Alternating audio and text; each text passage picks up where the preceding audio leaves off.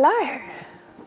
I think you might be at risk of going into the sleepy afternoon phase, so I'm going to do that can you stand up again vibe. And I'm going to ask you to look up. So if you could stand up and look up at this absolutely beautiful building that we are standing in. The entire site is a family-owned and run farm from many, many moons ago. And this building is fondly known as the Cart House and has been restored to be a meeting venue, yoga, birthday party space. So just want to say thank you to the space because I think it's suited us beautifully today, and thank you to all of you because I work for the Fold. And this is the first time I've been in a space with lots of you in this room since I started this job in April last year. So this is the most people that have come together to do something intentional, and it just so happens that you're talking about well-being, which is very close to our hearts. So massive appreciation for the space and the space that you're filling. You can sit down if you want. There's a little write-up about me in the program, and the me part is originally from South Africa, lived in the UK on and off for 20-odd years. Both of my parents passed away from different types of cancers, and having been involved in lots of hospital time, lots of palliative care kind of spaces, became very aware of the fact that no one spoke about wellness, nutrition, well-being as a concept. And so I went and investigated some of those things for myself once I came back to the UK. So I trained with the College of Naturopathic Medicine as a natural chef, which means nothing to the chef community and nothing to the nutrition community because I'm neither qualified to be either of those things. And so much like Rianne, her and I are actually friends, and I tried to start a little vegan catering business, and I did a few bits here and there, and then it morphed and changed, and I eventually found myself wanting to learn more about health and well-being, and so I found the Functional Medicine Coaching Academy. So much like some of the ladies who've spoken today, I'm functional medicine qualified coach, and I've done some group dynamic work, but I then had the opportunity to come and work here. And this is a very, very special place. I don't know if you feel that or sense that. How many of you have ever been here before? Oh, wow, that's really cool that there's loads of you who've never been here before. The concept was sort of created from our founder and his then wife in early 2006, and it started to become what you see as the Fold in 2007. And it's very values, vision, and whole person centric led, but with a very, very strong connection to the land. So one of the big messages that I'd really like to get across today before I kind of get into my little post-it board is to have a look at, there's 4 posters up on the wall that talk about save soil. So there's one on each pillar and one on the brick walls over there. And it can be quite jarring and quite disruptive to our everyday to be told about all these terrible things that are happening, one of which we could label climate change, and I'm sure there's differing views and differing perceptions, but what we practice here at the Fold is regenerative farming, and we're no experts at it. It's still very new in terms of its concept, but in actual fact it's actually very old, because organic farming shouldn't have to really be licensed with a whole bunch of regulation. It should just be the way we grow food, right? And when we follow the principles of regenerative, low-till organic farming, which should just be called farming, I'm so glad you get that. The soil remains in its integrity. The soil web, the life cycle of all of the creatures and all of the beings that live within our soil contribute to how our food grows.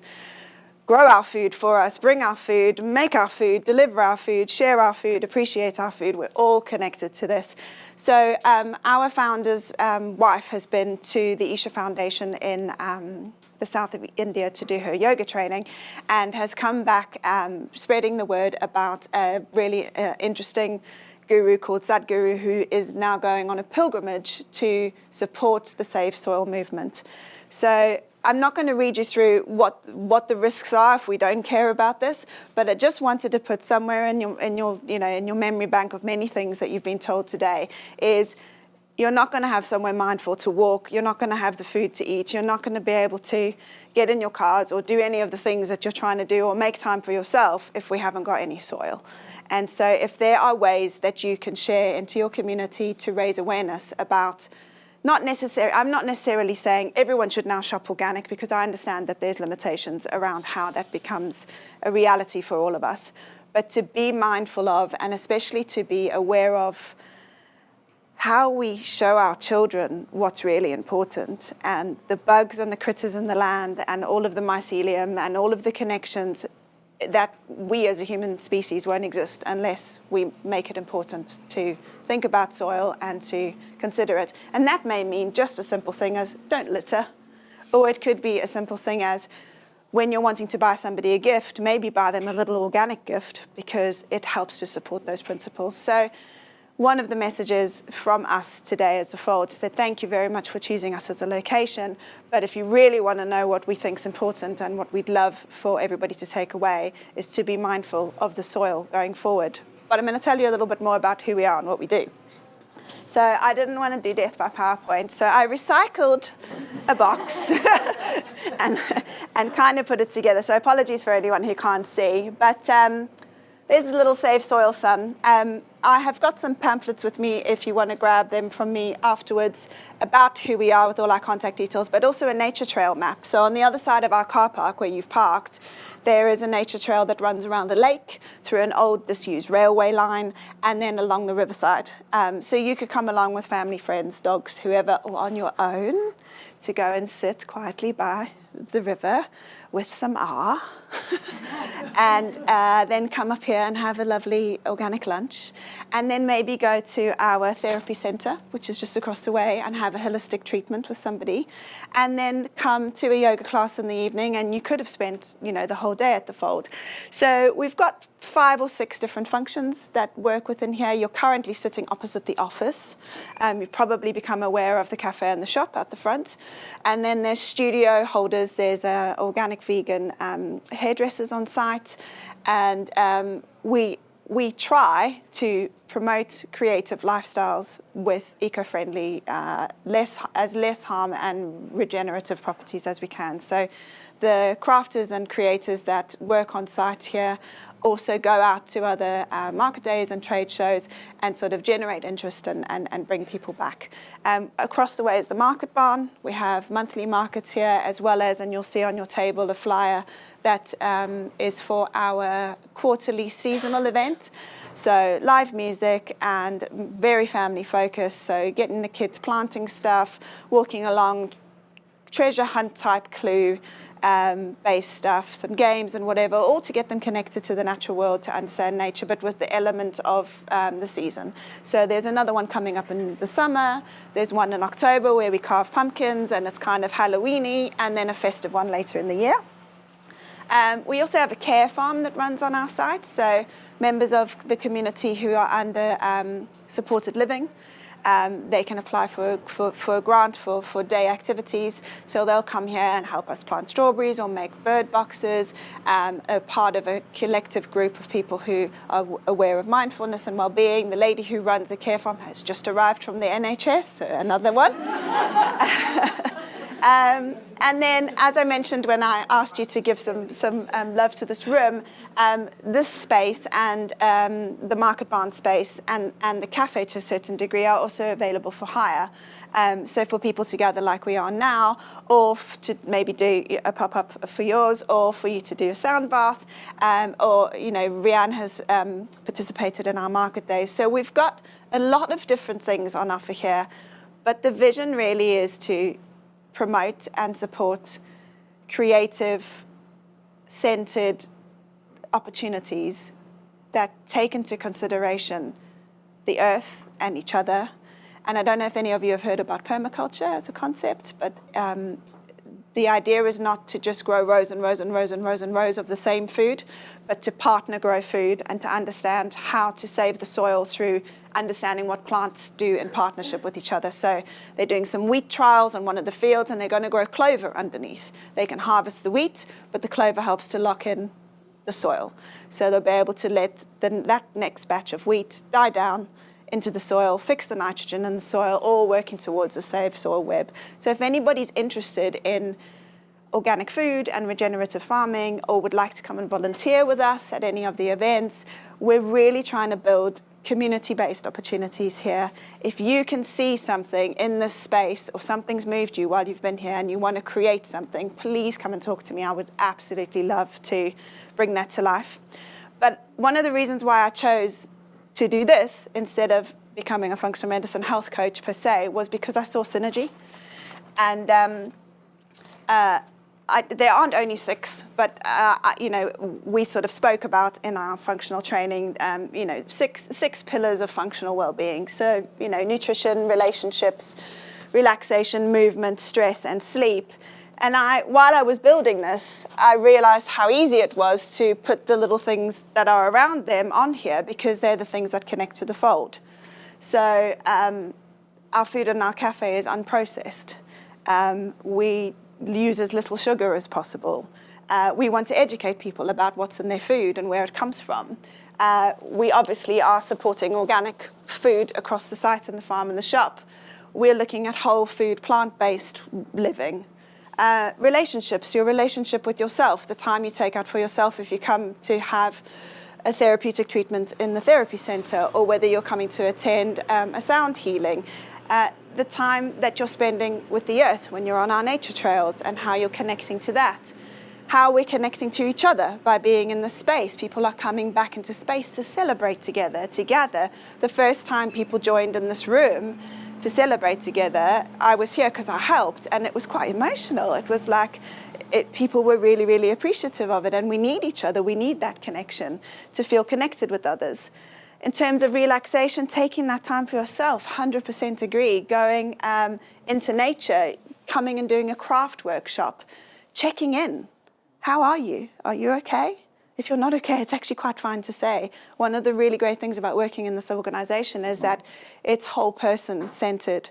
So before we sit in circle to discuss whatever the agenda is in terms of our business side of things, we put our feet firmly on the floor and we have a check-in.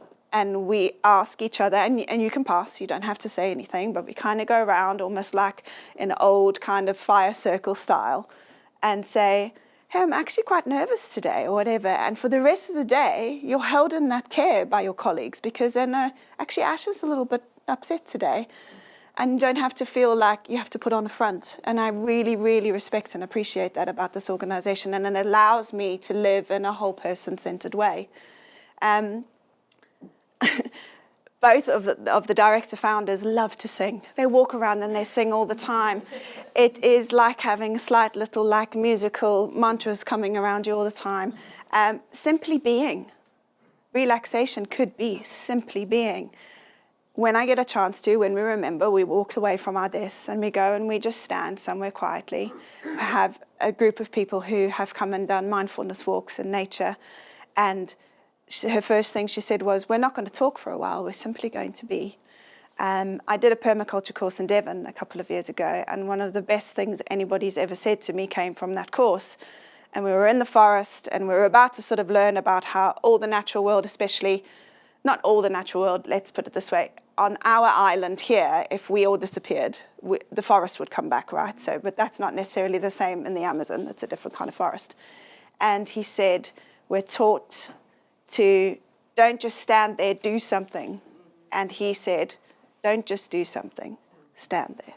And that was really powerful and really, intentional, making time for yourself. Mindfulness is a form of relaxation. There are many different facilitators and supporters of this organization who have either led classes or brought that mindfulness into the way that we run as an organization, which I'm very, very grateful for. Movement, moving your body. The first time we worked through these pillars whilst I was working in the functional medicine space, somebody said, why don't you say exercise? And you realize that sometimes the word exercise can be alienating for some people, given maybe some of their health conditions. So movement. In this room, week in, week out, there is yoga, dance, Pilates, sound baths. There's people walking along the trails. There's people doing freshwater swimming early in the morning. I actually live on site during the week and go home on the weekends. And where I live is fairly close to the bottom where the river is. And even through all of the winter, there were 3 ladies with their torches, and I could see them early in the morning coming to do their river swim. So there are people swimming in the river. Stress. How do you manage stress? A lot of, if this stuff is happening, it can be tools to manage stress in our lives. Advocating, being able to bring your entire self into the space, having people who are creative and also well-intentioned in terms of well-being can help you understand how to be kind to yourself, how to normalize imperfection, how to be vulnerable because it creates connection, and those sentiments can help you to manage stress.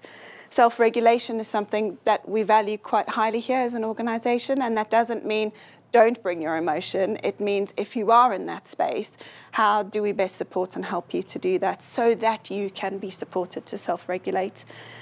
That then also leads us to have boundaries and to communicate what our boundaries are, and to live in a wholehearted kind of way is quite a challenge because you need to keep checking with yourself. But when you're allowed in that table before anyone starts talking, when you sit at a meeting, to say exactly how you're feeling, that's really, really good, honest, vulnerability right there that helps form really good teamwork. And then sleep. If these things are working and we've got some fresh air and we've found some balance and we're eating healthy food and we're intentionally managing our sleep patterns, it helps to build this picture of a functional wellness that is present in our sight through lots of different areas. So for those of you who've never been here before, welcome to the fold. For those of you who have, welcome back. And if you would like to hold a meeting here, a workshop, come for a walk, get a part-time job, volunteer with us. It's been amazing to sit in a room full of people for the day and not be at my desk. And I've got some brochures, and we'd absolutely love to see you guys at our events and to come back and do more things like this. So thank you very much.